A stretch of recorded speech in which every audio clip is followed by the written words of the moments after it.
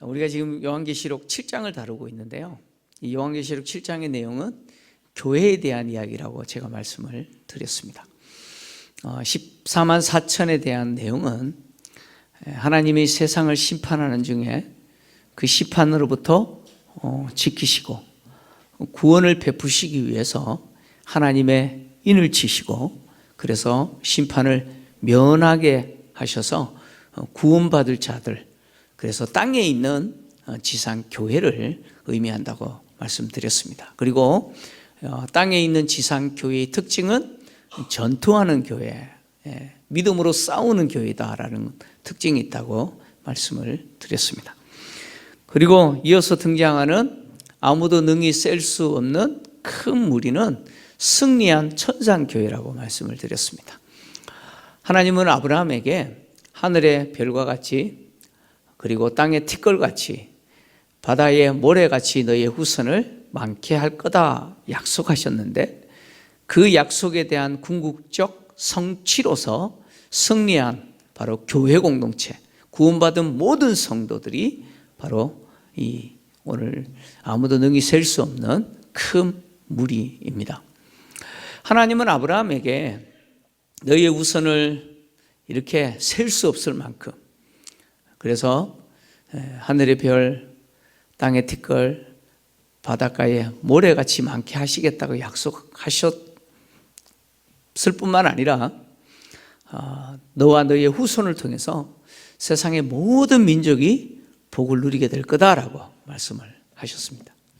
이 약속의 말씀대로 세상의 모든 나라와 민족과 백성과 언어 중에서 하나님이 당신의 백성을 구별하시고 하나님이 당신의 소유라고 인을 치시고 예수 그리스도를 믿는 믿음으로 말미암아 의롭게 된 아브라함의 후손이 되게 하신 자들이 바로 이 승리한 바로 천상교회의 성도들의 모습이죠.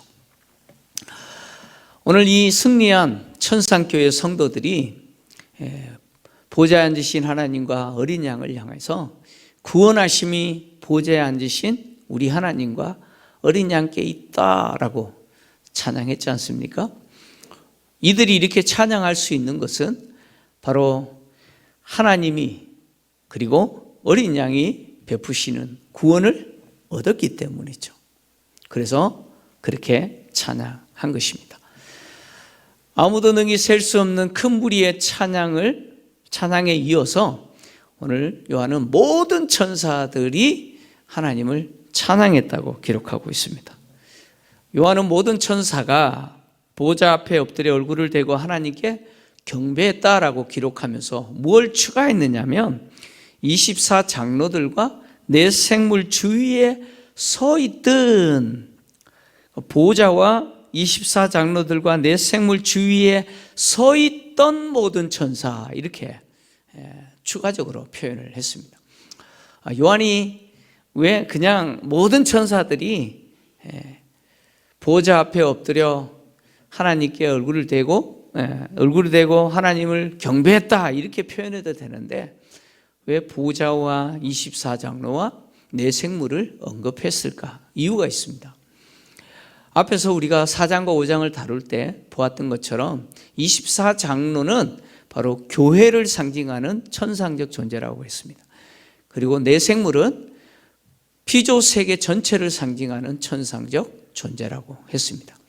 그러니까 구원받은 모든 성도들이 하나님을 찬양했고 또 이어서 모든 천사들이 지금 하나님을 찬송하고 있지만 이 모든 천사들의 찬송은 구원받은 모든 성도들의 찬송에 동참한 것이고 또 이 찬송은 모든 구원받은 성도로서 교회의 찬송뿐만 아니라 모든 피조 세계도 함께 찬송하는 것이라는 것을 요한이 이렇게 표현하고 있는 것이죠. 그러니까 보좌에 앉으신 하나님과 어린 양은 구원받은 모든 성도들과 그리고 또 우리 눈에는 보이지 않지만 영적인 존재인 천상적 존재죠. 모든 천사들로부터 찬송을 받으시기에 합당하신 분이죠. 또 심지어 모든 피조 세계까지 찬송해야 될 뿐이죠. 왜 그렇습니까? 그 이유는 하나님이 계획하시고 어린 양이신 예수께서 이루시는 그 구원 계획은 단지 인간만 구원하는 게 아니죠. 인간의 구원뿐만 아니라 피조 세계까지 완전히 새롭게 하시는 회복이기 때문에 그렇습니다. 그래서 이 모든 천사의 찬양에 누가 함께 언급됩니까? 교회를 상징하는 24장로와 그리고 피조 세계를 상징하는 네 생물까지 언급되고 있는 것이죠. 계시록 4장을 보면 24장로와 네 생물이 피조 세계를 창조하신 하나님을 찬양했죠. 그리고 또 5장에서는 24장로와 네 생물이 그리고 헤아릴 수 없는 천사들이 보좌에 앉으신 분의 오른손에서 두루마리를 취하신 어린 양을 찬양했습니다. 그리고 또 마지막으로는 피조 세계 전체가 그 보좌에 앉으신 하나님과 어린 양을 찬양하는 내용이 등장하지 않습니까? 4장과 5장에서 하나님과 어린 양에 대한 찬양은 하나님이 구원 계획을 세우셨고 그리고 어린 양이신 예수께서 그 구원 계획을 이루실 것이기 때문에 찬양을 했어요. 그러니까 구원 계획을 세우신 하나님, 그 구원 계획을 이루실 어린 양을 찬양했잖아요. 그런데 오늘 7장에서 모든 성도들과 모든 천사들과 피조 세계까지 하나님과 어린 양을 찬양한 이 찬양은 하나님이 세우신 구속 계획이 어린 양을 통해서 완전히 성취되었기 때문에 찬양하는 거예요. 완전히 이루어졌기 때문에 찬양하는 것입니다. 그래서 이 모든 천사의 찬양은 하나님이 계획하신 구속의 계획과 또 어린 양이 그것을 이루셨음을 찬양하는 것입니다.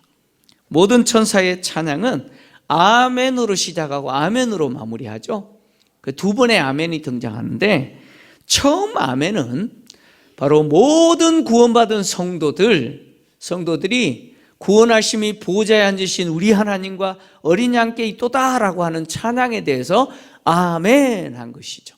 여러분, 아멘이라고 하는 말의 의미가 뭡니까? 아멘이라는 말은 그렇게 될지어다 라고 하는 의미의 감탄사죠. 반드시 그렇게 된다는 거예요. 그래서 바로 구원하심이 보좌에 앉으신 우리 하나님과 어린 양께 있다, 반드시 그렇게 된다, 아멘, 이렇게 했다고 볼 수 있는 것이죠.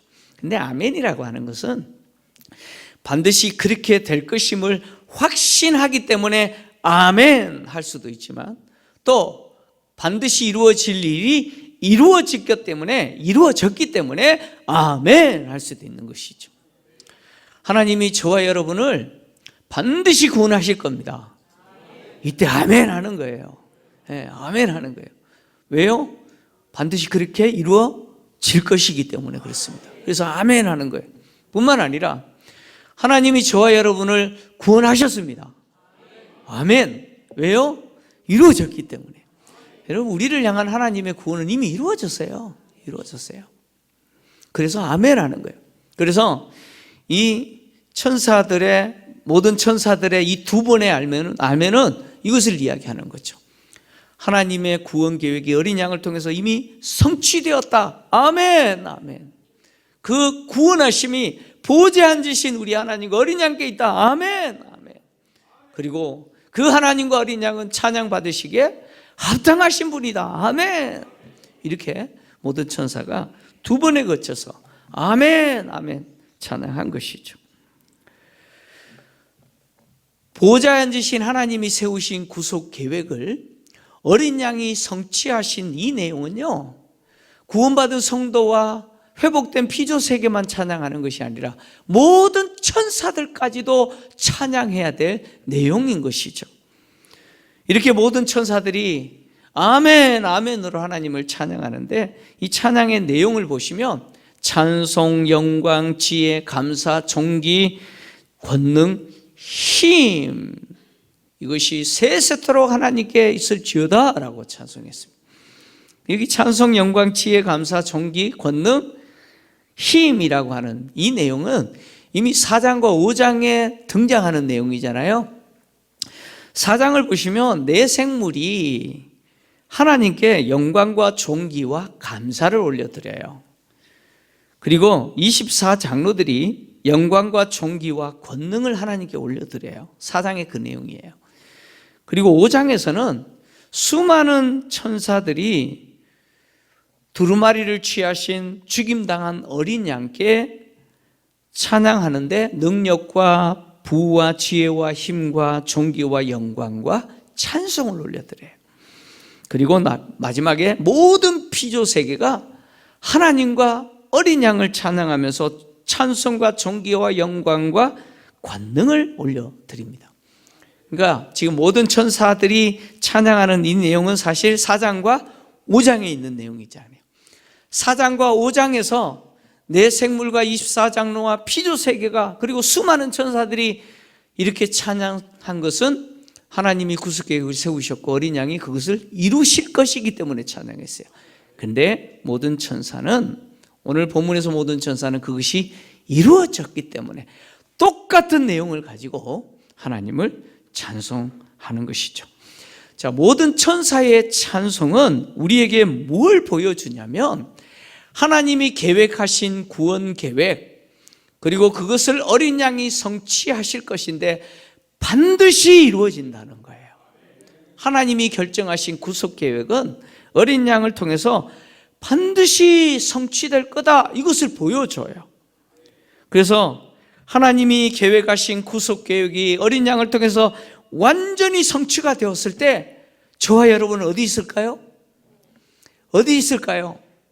바로 아무도 셀 수 없는 이 큰 부리에 속해서 하나님의 그 보좌 앞에서 모든 천사들과 함께 하나님께 그 찬란하고 영광스러운 예배와 찬송을 올려드리게 될 것입니다. 할렐루야. 우리는 그런 은혜를 누린 자고 앞으로 누리게 될 자라는 것이죠. 하나님은 당신이 세우신 구속 계획을 어린 양을 통해서, 예수님을 통해서 반드시 성취하십니다. 지금 우리가 살고 있는 이 시대는 그것이 이루어져가는 시대지만 하나님은 반드시 이루실 것이고 우리를 그 영광스러운 천상 예배 현장에 서게 하실 것이고 구원받은 모든 성도들과 함께 우리 눈에 보이지 않는 그 영적인 천상의 존재인 천사들과 함께 하나님을 찬송하는 그 복, 그 지복을 누리게 하실 줄 믿습니다. 하나님은 우리를 향하신 구원 계획을 절대로 실패하지 않으십니다. 하나님은 전능하신 분이시기 때문에 실패하지 않습니다. 그래서 땅에서 살아가고 있는 성도와 교회는 장차 하나님이 계획하신 이 구원 계획의 어린 양을 통해서 완전히 이루어져서, 완전히 성취가 되어져서 우리가 하나님의 보좌 앞에서 그 찬란한 영광의 예배의 자리에 서서 하나님을 천사들과 함께 찬양할 그것을 소망하면서 사셔야 돼요. 우리는 그렇게 이 땅을 살아야 돼요. 특히 여러분 교회에 오실 때 무엇을 소망하시면서 오셨어요? 오늘 교회에 이렇게 오셨는데 오실 때 무엇을 소망하면서 오셨습니까? 여러분 우리가 교회 오실 때마다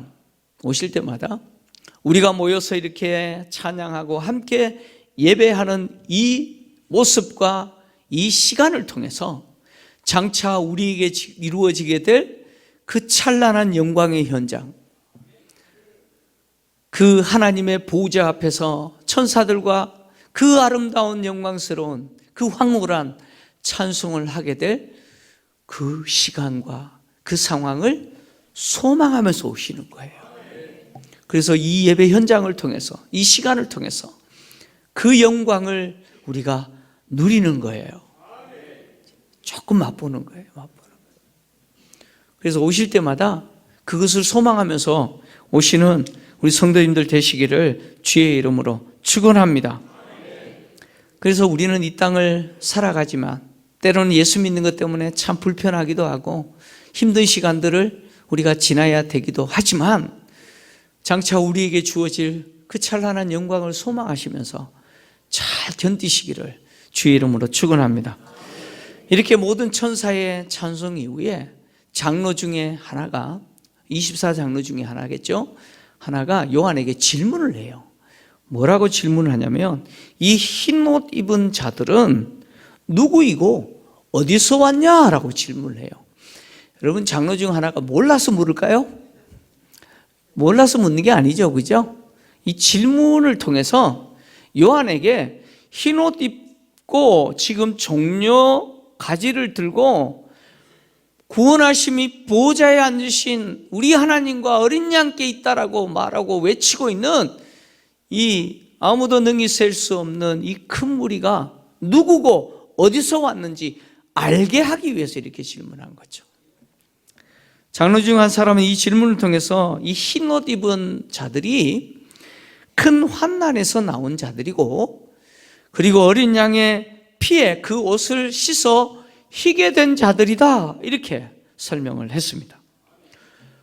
흰 옷 입은 자들은 큰 환난에서 나온 자들이라는 거죠. 이 큰 환난에서 나왔다는 말의 의미가 뭘까요? 이 큰 환난에서 나온 자라고 하는 이 표현의 배경은 다니엘서입니다. 다니엘서 12장 1절을 배경으로 하고 있는데, 다니엘서 12장 1절을 좀 같이 읽겠습니다. 시작. 그때에 내 민족을 호위하는 큰 군주 미가엘이 일어날 것이요 또 환난이 있으리니 이는 개국 이래로 그때까지 없던 환난일 것이며 그때에 내 백성 중 책에 기록된 모든 자가 구원을 받을 것이라. 아멘. 다니엘서 12장 1절의 내용은 두 가지를 말합니다. 두 가지 내용인데, 첫 번째 내용은 큰 군주 미가엘이 일어날 것인데 큰 환난이 있을 거라는 거죠. 환난이 있을 건데 개국 이래로 그때까지 없었던 환난이 있을 것이다 라고 하는 내용이 첫 번째 내용이고, 두 번째 내용은 책에 기록된 모든 자는 구원을 받을 것이다 라는 내용입니다. 이 다니엘서 12장 1절의 내용은 뭘 말하느냐? 하나님이 안티오쿠스 4세가 통치하는 헬라 제국을 심판하실 것이라는 내용입니다. 헬라 제국에 대한 심판의 내용을 지금 이렇게 표현한 것입니다. 하나님은 다니엘에게 말씀하신 내용대로 헬라 제국을 심판하셨어요. 그래서 이 내용은 1차적으로 헬라 제국에 대한 심판을 통해서 성취가 되죠. 근데 예수님이 예루살렘 성전의 파괴와 예루살렘의 멸망을 말씀하시면서 이 내용을 인용을 하셨어요. 마태복음 24장 21절 같이 읽겠습니다. 시작. 이는 그때에 큰 환난이 있겠습니다. 창세로부터 지금까지 이런 환난이 없었고 후에도 없으리라. 아멘. 예수님이 예루살렘 성전의 파괴와 예루살렘의 멸망을 선언하시면서 이 다니엘 12장 1절을 인용하시면서 큰 환난일 것이다. 창세 이후로 지금까지 이런 환난이 없을 것이다 라고 말씀하셨죠. 예수님이 말씀하신 대로 AD 70년 로마 티투스 장군에 의해서 예루살렘 성전이 파괴되고 예루살렘이 함락되었을 때 그때의 참상은요 정말 끔찍했습니다. 인류의 역사가 진행된 이후에 이것만큼 비극적인 참상이 없을 정도였습니다. 그래서 이 상황을 생생하게 눈으로 목격한 유대 역사가죠, 요세푸스가 유대 전쟁사라는 책을 쓰면서 이때 예루살렘이 멸망당한 이때의 그 모습을 어떻게 표현했냐면, 인류의 역사가 시작된 이후 이런 비극은 없었다라고 이야기합니다. 무려 110만 명이라는 사람이 학살되었다라고 이야기합니다. 물론 조금 과장될 수 있겠죠. 너무나 충격적인 비극이었다는 것이죠. 예수님은 성전이 파괴되고 예루살렘이 멸망당하는 이 일을 예고하시면서 다니엘이 말했던 이 큰 난을 인용하시면서 이렇게 될 거라고 말씀하셨습니다. 예루살렘이 멸망당하고 하나님의 성전이 파괴된 이 환난이 누구에게 주어졌습니까? 예루살렘에 사는 사람들에게 주어지죠. 그들은 누굽니까? 그들에게 왜 이런 끔찍한 환난이 주어졌습니까? 그들은 하나님을 대적하고 하나님이 보내신 하나님의 아들을 십자가에 못 박아 죽였고, 그리고 그 하나님의 아들을 믿고 따르는 교회를 박해했기 때문이죠. 그래서 그들에게 이 큰 환난이 임한 것이죠. 예수님은 예루살렘의 멸망을 말씀하시면서 제자들에게는 뭐라고 말씀하셨냐면 도망가라 말씀하셨어요. 그때 어떻게 하라고요? 그때 도망가라 라고 말씀하셨어요. 마태복음 24장 16절에서 18절인데요. 예수님이 이렇게 말씀하셨어요. 자, 같이 읽겠습니다. 시작. 그때에 유대에 있는 자들은 산으로 도망할지어다. 지붕 위에 있는 자는 집 안에 있는 물건을 가지러 내려가지 말며 밭에 있는 자는 겉옷을 가지러 뒤로 돌이키지 말지어다. 이 무슨 말이에요? 한마디로 하면 도망가라 그런 이야기예요. 도망가라. 예루살렘의 멸망이 임박하면 어떻게 하라고요? 빨리 도망가라. 제자들은 빨리 도망가라. 예수님이 이렇게 말씀하신 거예요. 그래서 실제로요, 예루살렘 교회는 로마에 의해서 예루살렘이 함락당하고 성전이 파괴될 때 그들은 예수님의 이 말씀을 떠오르고 신속하게 대피를 했어요. 그래서 성도들 대부분이 요단강 건너편인 데가볼리의 한 도시인 이 펠라라고 하는 도시로 피신했습니다. 그리고 몇몇 성도들은 애굽으로 도피를 했습니다. 그러니까 예수님의 제자들, 교회는 도피를 했어요. 예수님이 다니엘이 기록한 이 큰 환난을 예루살렘의 멸망에 적용하신 것은 그들이 누구이기 때문이에요? 하나님을 대적했고 하나님의 아들을 십자가에 못 박았고 교회를 박해했기 때문이죠.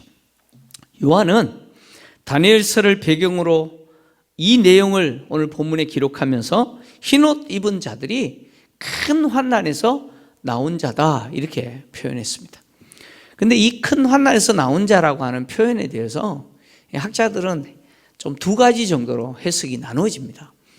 이 큰 환난이 성도들이 이 땅을 살아가면서 세상과 타협하지 않고 세상을 거부하면서 믿음으로 그 순결한 믿음을 지키고 그리고 복음을 전하는 삶을 살아가면서 당하는 고난이다 이렇게 보는 학자들이 많습니다.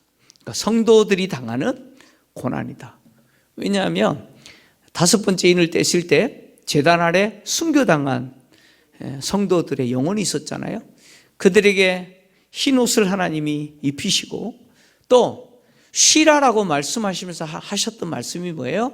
땅에 있는 종들 그리고 형제들이 너희와 같이 죽임을 당하여 그 충만한 수가 차기까지 쉬어라 라고 말씀하셨잖아요.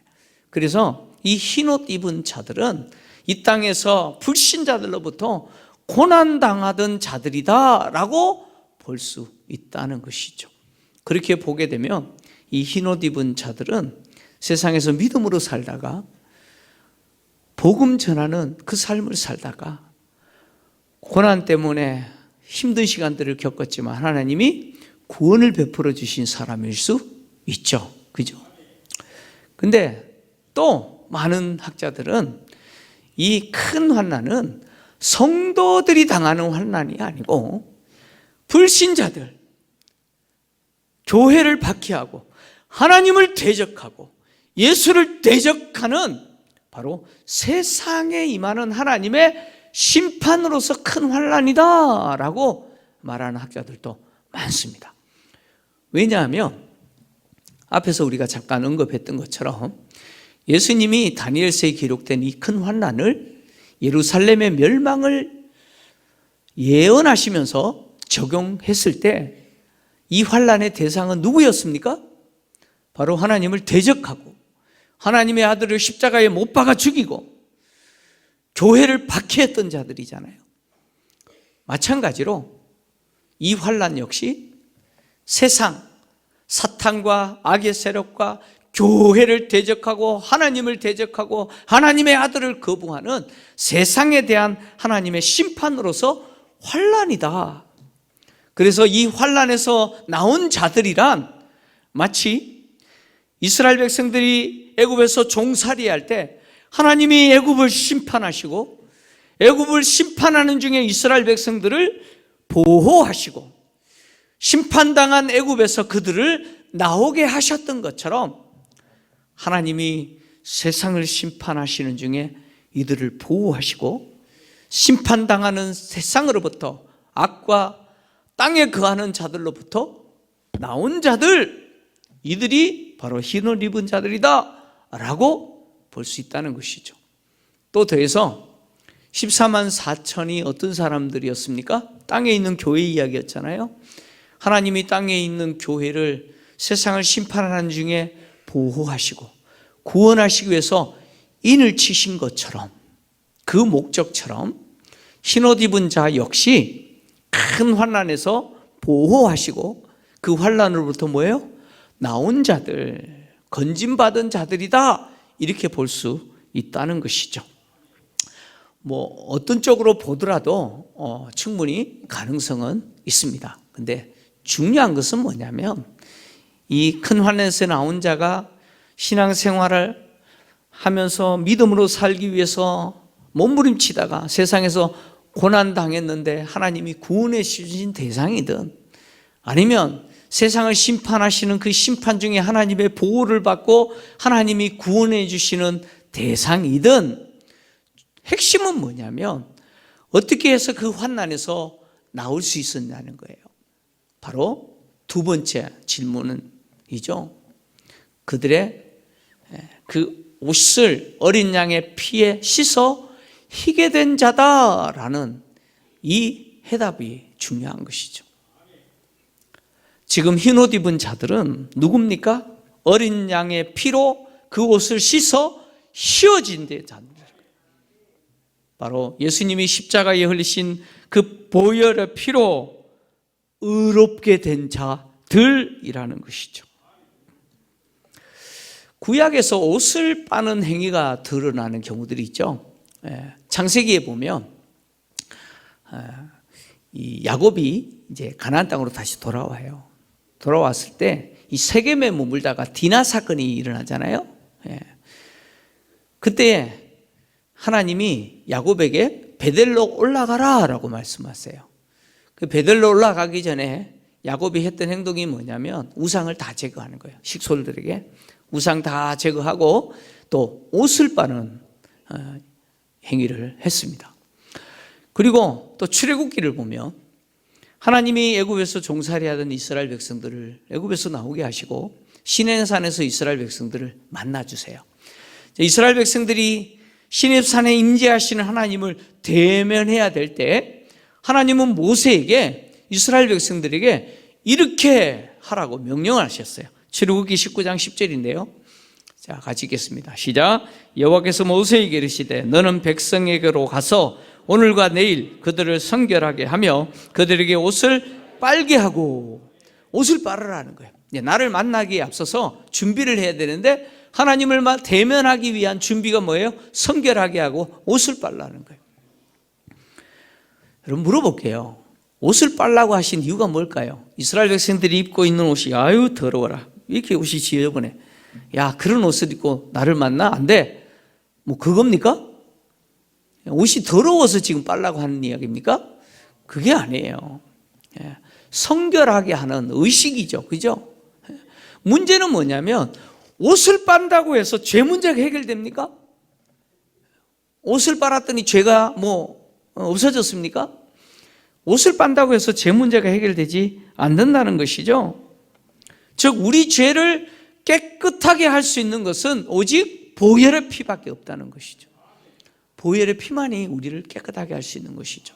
그래서 구약에서 희생제사죠. 속죄제사. 속죄제사의 모든 내용은 바로 예수님의 십자가의 그 피 흘리심을 의미하는 것이죠. 모형으로 하고 있다는 것이죠. 그래서 우리의 죄는 바로 예수님의 십자가 보혈로만 정결케 된다는 거예요. 이사야 선지자는 이스라엘 백성들의 그 의가 더럽혀졌다. 그래서 죄로 인해서 그 의가 더럽혀졌는데 뭐가 같다고 했냐면 더러운 옷과 같다 이렇게 표현했어요. 이사야서 64장 6절인데요. 64장 6절을 보면 무릇 우리는 다 부정한 자 같아서 우리의 의는 다 더러운 옷 같으며 이렇게 표현했어요. 그러니까 우리가 죄를 짓고 그 죄의 구렁텅이에서 뒹굴고 살고 있는 그 우리의 모습을 뭘로 표현한 거예요? 더러운 옷을 입고 살아가는 모습으로 표현했다는 거예요. 이 더러운 옷을 어떻게 씻어야 돼요? 물로요? 물로 씻어집니까? 바로 보혈의 피로 씻어야 된다는 거예요. 하나님은 이사야 선지자에게 이렇게 죄로 얼룩진 이스라엘 공동체를 그 죄가 진홍 같고 주홍같이 붉을지라도 눈과 같이 양털같이 희게 할 거라고 이사야서 1장 18절에 약속했죠. 죄가 어떻더라도요? 진홍 같고 주홍같이 진홍같이 붉을지라도 무엇과 같이 희게 한다고요? 눈과 같이 양털과 같이 희게 하실 거라고 약속하셨어요. 어떻게 해요? 어떻게 해요? 이 죄의 더러운 옷을 입고 그 죄가 주홍 같고 진홍같이 붉은데 어떻게 희게 할 수 있어요? 바로 하나님의 종의 죽음을 통해서. 그래서 이사야서 53장 5절과 6절에서 이렇게 기록하고 있는 겁니다. 같이 읽겠습니다. 시작. 그가 찔림은 우리의 허물 때문이요 그가 상함은 우리의 죄악 때문이라. 그가 징계를 받음으로 우리는 평화를 누리고 그가 채찍에 맞음으로 우리는 나음을 받았도다. 우리는 다 양 같아서 그릇 행하여 각기 제 길로 갔거늘 여호와께서는 우리 모두의 죄악을 그에게 담당시키셨도다. 아멘. 주홍 같고 진홍같이 붉은 우리 죄를 어떻게 깨끗하게 할 수 있어요? 어떻게 양털같이 눈과 같이 희게 할 수 있어요? 하나님의 종의 죽음을 통해서, 하나님의 종의 그 피 흘리는 고난을 통해서 우리의 죄를 희게 하실 거라는 거예요. 인간의 죄악의 더러움을 깨끗하게 할 수 있는 것은 물이 아니고 바로 어린 양이신 예수님이 십자가에 설리신 보혈입니다.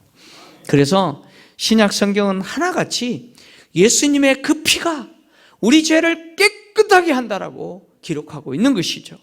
에베소서 1장 7절 같이 읽습니다. 시작. 우리는 그리스도 안에서 그의 은혜의 풍성함을 따라 그의 피로 말미암아 속량 곧 죄 사함을 받았느니라. 아멘. 바로 예수 그리스도의 그 보혈의 피로 인해서 우리는 뭘 얻었어요? 죄 사함을 얻었다. 이렇게 기록하고 있습니다.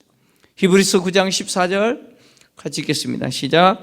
하물며 영원하신 성령으로 말미암아 흠없는 자기를 하나님께 드린 그리스도의 피가 어찌 너희 양심을 죽은 행실에서 깨끗하게 하고 살아계신 하나님을 섬기게 하지 못하겠느냐. 아멘. 예수 그리스도의 그 십자가의 보혈의 피가 우리의 이 양심, 부패한 양심까지도 깨끗하게 하신다는 거예요. 그래서 하나님을 섬기는 자로 능히 만드신다는 것이죠. 요한일서 1장 7절 같이 읽겠습니다. 시작. 그가 빛 가운데 계신 것 같이 우리도 빛 가운데 행하면 우리가 서로 사귐이 있고 그 아들 예수의 피가 우리를 모든 죄에서 깨끗하게 하실 것이요. 아멘.